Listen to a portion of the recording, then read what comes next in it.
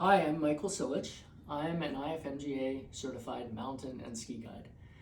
I've spent 15 years living and guiding in the Alps, and now I'm in New Hampshire where I've started a ski mountaineering team for the Ford Sayer Ski Club. I'm here tonight to show you how to wax your skins. There's two main reasons to wax skins. One, to make them faster. That's nice for racing because you want to be as fast as possible. But it's also nice for touring when you don't want to feel like you're pushing against a lot of resistance.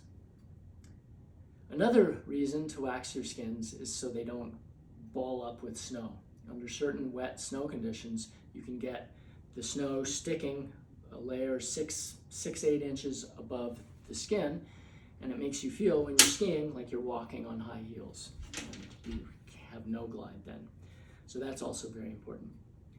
So what do we need? We need a skin, we need wax. I choose the Alpine downhill glide wax for the same temperature that you'll be skiing in. I have red in this case. It's a nice broad range. This is a Toco red, and it will go all the way up to quite warm snow, but slightly cool snow as well. I have a brush, and I have an iron.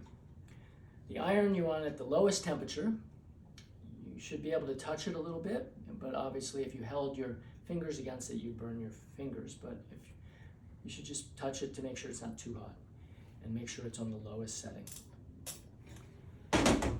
I also use a ski because it's the best platform to put the skin on. So a ski bench and a vise work really well for that.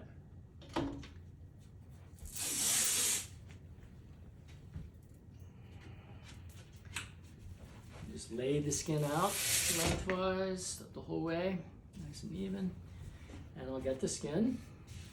There we go. Make it nice and smooth so there are no wrinkles in it. I'll get the wax, and I'll start. The first thing I'll do is rub the wax on, just the end of it, just like this. I want to create a nice even layer everywhere on the skin. Just like a ski base, if there are places where there is no wax, you're more likely to burn the skin. I'll talk more about that in a second. So nice even layer, not too thick and not too thin. I think generally it'll be maybe 3, 4, even 5 light coats. The less you put on, the faster they'll be right away, but the less they'll stay waxed. The more you put on, the slower they'll be right away, but they'll stay waxed longer. So a nice even coat, maybe a little more right at the tip, so you can see where the wax is.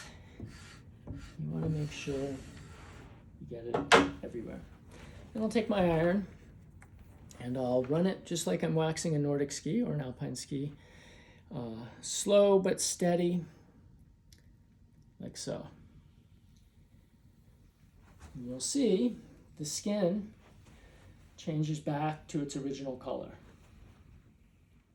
If it doesn't do that, you might be moving too quickly, or maybe the iron isn't hot enough.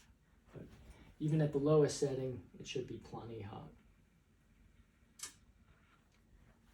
There you go. Now, the reason I want to keep moving and the reason I don't want the iron too hot is because I can burn skins just like you can burn the base of a ski. And if you do burn the skins, it can cause the little mohairs or the nylon hairs to curl up and actually be slower than if you hadn't waxed them in the first place. So it's very important not to burn the skin. I'll let it cool, just like a ski base. Doesn't take quite as long to cool as a ski base, but once it's cool, I'll brush it out, and that'll ensure that the skin right off the start is fast.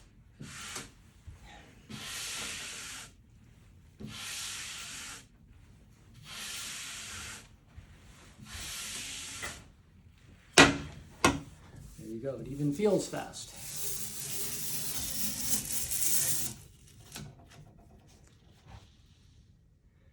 Fold them back together.